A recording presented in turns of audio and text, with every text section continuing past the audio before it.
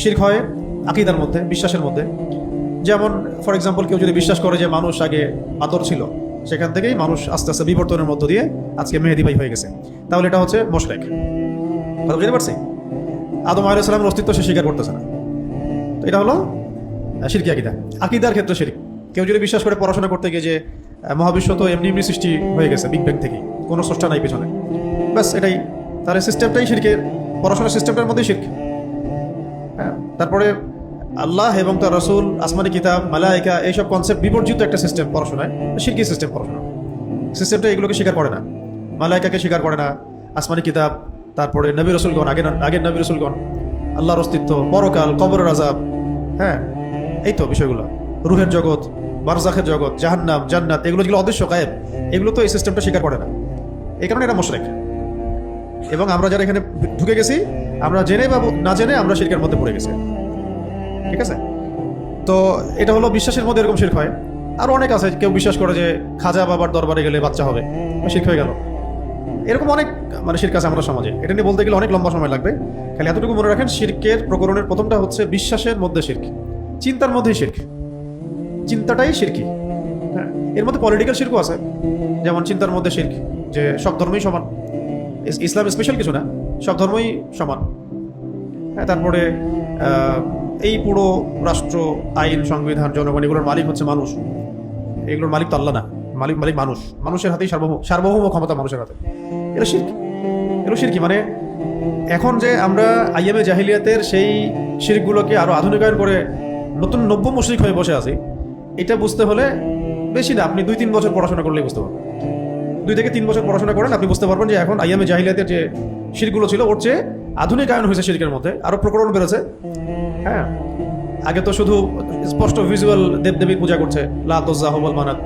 আবু জেহেল তো গণতন্ত্রের পূজা করেনি, আবু লাহাবরা কখনো সেকুলারিজমে ছিল না, উতবা সাহেবরা ওরা জাস্ট মুশরিক ছিল। ঠিক আছে? এবং তারা কেউ নাস্তিকও ছিল না, তারা কেউ নাস্তিক ছিল। কেউ বলেনি, আবু জেহেলও বলে নাই যে বিগ ব্যাং থেকে বিশ্ব সৃষ্টি হয়েছে। আবু জেহেল কাবার রবের কাছে দোয়া করে গেছে বদরের যুদ্ধ করতে, যে আমাকে সাহায্য করো যদি আমি হক হই, আর মুহাম্মদ যদি হক হয় তাহলে তাকে সাহায্য করো। কত ফেয়ার দোয়া! ওই যে আমাদের প্রিভিয়াস ইয়ার মতো যারা চলে গেলেন যে আল্লাহ জালেমদেরকে ধ্বংস করে দাও, বাস আল্লাহ কবুল করে ফেল দোয়া, সেরকম আর কি। ঠিক আছে? খুব অনেস্ট আর কি তারা। মাঝে মাঝে জালেমের দোয়া কবুল হয়ে যায়, বোঝা গেল। তো শিরকের একটা প্রকার বললাম যে বিশ্বাসের শিরক, আরেকটা হচ্ছে এরকম কথার মধ্যে শিরক হয়। আপনারা নিচেরাই বুঝতে পারে কথার মধ্যে শিরক। একদিন বলছিলাম না যে বাংলাদেশে মানুষ ট্রল করতে করতে শিরক করে। একদিন জ্যোতিষীকে নিয়ে শিরক হইলো বাংলাদেশে, কতদিন সবাই ট্রল করতে শুরু করলো, সবাই বলতেছে রাগ করছেন কিনা, কিন্তু এটা বলতে গিয়ে যে সে শিরক করতেছে বুঝতে পারতেছে না। হ্যাঁ, একজনকে হাত দেখাচ্ছে, সেই হাত দেখে ভবিষ্যৎ বলতেছে, তো মুশরিক। হাদিসের মধ্যে আসে, কেউ যদি কোনো জ্যোতিষীর কাছে গিয়ে বলে, এমনি জিজ্ঞাসা করে, সে বিশ্বাস করে না, এমনি এমনি বলে যে দেখেন তো আমার হাতে কি আছে, 3টা দাগ, কয়টা বিয়ে হবে, কয়টা বাচ্চা হবে, ইত্যাদি ইত্যাদি। ঠিক আছে? এটা বলছে, জাস্ট খালি বলছে, বলা মাত্রই তার 40 দিনের নামাজ কবুল হবে না, বাতিল হয়ে গেছে। আর যদি তার বলা কথাকে সে বিশ্বাস করে, তাহলে সে যেন কোরআনকে অস্বীকার করে। কোরআনকে অস্বীকার করলো। এই হাদিসের মধ্যে আরো 2টা লাইন এক্সট্রা আছে, এই হাদিসটা ফয়জুল কালাম বইয়ের মধ্যে আছে। 3টা পাপের কথা বলা হয়েছে, যে 3টা পাপ করলে সরাসরি সে যেন ওহীকে অস্বীকার করে, কোরআন হাদিসকে অস্বীকার করে। একটা হচ্ছে এরকম জ্যোতিষীর কাছে গিয়ে কিছু জিজ্ঞাসা করলো, তার কথা বিশ্বাস করলো, সেই জন্য মুহাম্মদ সাল্লাল্লাহু আলাইহি ওয়াসাল্লামের উপরে নাজিলকৃত আল কোরআনকে অস্বীকার করলো। এটা 1 নাম্বার। সেকেন্ড হচ্ছে কেউ হায়েজরত অবস্থায় স্ত্রীর সাথে সহবাস করছে, সেই জন্য কোরআনকে অস্বীকার করলো। এবং 3 নম্বর হচ্ছে যে বৈধ রাস্তা আল্লাহ পাক দিয়েছেন স্ত্রী সহবাসের, সেই রাস্তা ব্যতীত অন্য রাস্তা তালাশ করছে, তাহলে সেই জন্য কোরআনকে অস্বীকার করছে। তাহলে সমকামীদের কি অবস্থাটা চিন্তা করেন। এটা হলো হালাল ওয়াইফের সাথে সম্পর্কের ক্ষেত্রে ভুলের মাসুল, আর যেটা হারাম সেটা হারাম, সেটার ব্যাপার তার বড় অপেক্ষা রাখেন। তো কি বলছিলাম জানি, কথার মধ্যে শিরক। কথার মধ্যে বহু শিরক এরকম আমরা করে ফেলি। আল্লাহ পাক আমাদেরকে বোঝার তৌফিক দান করেন। একদিন ইনশাল্লাহ শুধু শিরক নিয়ে কথা বলবো, ওই দিন ইনশাল্লাহ পুরো ডিটেলস আপনাদেরকে বলবো যে কোন কোন ক্ষেত্রে কতগুলো শিরক হয়। মোটামুটি 100টা পয়েন্ট আছে, 100টার মতো কাজ আছে যেগুলো করলে আর বললে শিরক হয়, করলে বা বললে শিরক হয়। তো 1 নম্বর হচ্ছে বিশ্বাসের মধ্যে মানুষ শিরক করে, 2 নম্বর হচ্ছে কাজের মধ্যে, আর 3 নম্বর কথার মধ্যে। বিশ্বাসে, কথায় এবং কাজে। তো বিশ্বাসটাকে একটা উদাহরণ দিলাম, কথার উদাহরণ আপনারা বুঝতে পারবেন, চলতে ফিরতে বুঝতে পারবেন। আর ওই যে শুনলেন না, সংসদে অনেকে বললো যে আমরা তো শরিয়া আইন বিশ্বাস করি না, কথার মধ্যে শিরক। এটা শুধু কথায় শিরক না, এটা হচ্ছে আকীদাতেই শিরক। আর আকীদার মধ্যে শিরক ছিল, সে মুখ দিয়ে বলে ফেলছে আর কি। এটা তার একার বক্তব্য না, পুরো সিস্টেমের বক্তব্য এটা। এই কারণে সিস্টেমটা মুশরিক, এই কারণে পুরো সিস্টেমটা কি মুশরিক, এবং এটা কুফরি। মানে এই সিস্টেমের এই আইডিওলজির উপর যদি কেউ মারা যায় তাহলে ওই হাদিসের উপর মারা যাবে। মান মাতা ইউশরিক বিল্লাহি শাইআন দাখালান নার, কেউ যদি শিরকের উপর মারা যায় সে ব্যক্তি জাহান্নামে যাবে। ওয়া মান মাতা লা ইউশরিক বিল্লাহি শাইআন দাখালাল জান্নাহ, কেউ যদি এমন অবস্থায় মারা যায় যে সে শিরক আকীদাও নাই, আমলও নাই, কথাও নাই, সে জান্নাতে যাবে, সে জান্নাতে যাবেই ইনশাআল্লাহ। গুনাহ থাকলে আল্লাহ পাক সেটা ক্ষমা করে দিতে পারেন, আবার শাস্তিও দিতে পারেন।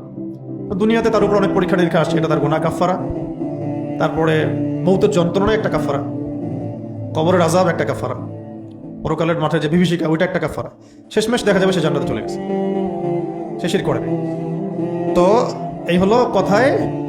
আর বললাম কি আকীদায়। আরেকটা হচ্ছে এই যে কাজের মধ্যে শিরক তো দেখেন আপনারা চোখ দিয়ে যে কবরে সিজদা করছে, কাজের মধ্যে আল্লাহ ছাড়া অন্য কারো কাছে চাচ্ছে, দোয়া করছে, আল্লাহ ছাড়া অন্য কারো জন্য কুরবানি করছে, জাদু করতেছে, জিনের উপাসনা করতেছে, গণকে করতেছে, এরকম বহু কাজ আছে যেগুলোর মধ্যে সিজদা করতেছে আল্লাহ ছাড়া অন্য কাউকে। অনেককে দেখা যায় কবরের চারপাশে তাওয়াফও করছে, কবরে মোমবাতি জ্বালাচ্ছে। আমাদের প্রশাসনের অনেক ভাই এই শিক্ষা অনির্মাণের পূজা করে, শিক্ষা চিরন্তনের পূজা করে, এগুলো শিরক। হ্যাঁ, শিরকি আকীদা দিয়ে তো আপনি ওই গাজওয়াতুল হিন্দ জিততে পারবেন না, মানে জিততে হবে তাওহীদের বেসিসে। হ্যাঁ, তো আমাদের অনেক অফিসার এখন বেদাতের কথা বলেন, কিন্তু সিস্টেমগত শিরকের কথা তারা বলেন না। বেদাতের কথা বলাটা একটু সহজ, সিস্টেমিক শিরকের কথা বলাটা একটু জটিল, রিস্ক আছে আর কি, তখন সমস্যা। তা আগে শিরক ঠিক করে, তারপর বেদাত ঠিক হয়ে যাবে ইনশাআল্লাহ। শিরকগুলোকে ঠিক করলে বেদাত অটোমেটিক্যালি ঠিক হয়ে যায় ইনশাআল্লাহ। তো বেদাত মুক্ত সমাজ করবো, এদিকে মুশরিক হয়ে বসে থাকবো, সেটা তো বলবো আর কি। ঠিক আছে, তো আল্লাহ পাক আমাদেরকে শিরক বেদাত দূরে থাকা তৌফিক দান করেন। আচ্ছা, আরেকটা হলো বলছিলাম যে কোথায় কাজে এবং আকীদা শিরক। আরেকটা শিরক আছে, সেটা হচ্ছে রিয়া বা গোপন শিরক। রিয়া বা গোপন শিরক মানে কেউ যদি যে কোনো আমল এই উদ্দেশ্যে করে যে মানুষ তাকে ভালো বলবে বা কেউ দেখছে, কাউকে সন্তুষ্ট করার জন্য আল্লাহ ছাড়া, এটা শিরক। যেটা আপনাদের ডেমোক্রেটিক পলিটিক্সে বেশি হয়, ওটাতে আল্লাহকে সন্তুষ্ট করার চাইতে মানুষকে খুশি করার দিকে আমরা বেশি ফোকাস করি, হোক ইসলামিক বা অনইসলামিক দল। কারণ আমাদের মানুষের ভোটের দরকার, এই জন্য তাকে খুশি করতে হবে। কথা বুঝতে পারছে? এই জন্য এখানে মূল যে সত্তা আল্লাহ রাব্বুল আলামিন, তাকে রাজি খুশি করার চাইতে জনগণকে খুশি করার দিকে আমরা বেশি ব্যস্ত হই। তখন এখানে ভালো কাজের মধ্যে রিয়া আসে। ইলেকশনের আগে আপনাকে দাড়ি টুপি লাগাইতে হবে, নাহলে তো ভোট পাবে না। তারপরে আপনি অনেক জায়গায় সভাপতি হইতে হবে, দান সৎকা করবেন মাহফিলে, মাদ্রাসায়, মসজিদে, এবং ছবি টবি উঠাইতে হবে, নাহলে তো মানুষ জানলোই না যে আপনি ভালো মানুষ। আর যদি মানুষ না জানে আপনি ভালো মানুষ, তো ভোট দেবে কেমন? এই কারণে এখানে আপনাকে রিয়ার অনেক সুযোগ থাকে। এটা সব জায়গাতেই, শুধু পলিটিক্সে না। যে কোনো আমল যদি আমরা আল্লাহ ছাড়া অন্য কাউকে রাজি খুশি করার জন্য করি বা দেখানোর জন্য করি, এটাকে বলা হয় শিরকে খফি বা রিয়া। এটা হলো শিরকের 4 নম্বর প্রকরণ। এছাড়া আরও অনেক প্রকরণ আছে। আমরা ইনশাল্লাহ এই ধারাবাহিক আলোচনাগুলো শেষ হোক, তারপরে তাওহীদ আর শিরকের সেশন আসলে আমরা শিরক কাকে বলে, কত প্রকার কি কি, এটার পুরো 100টা ক্লাসিফিকেশন আপনাকে শোনাবো।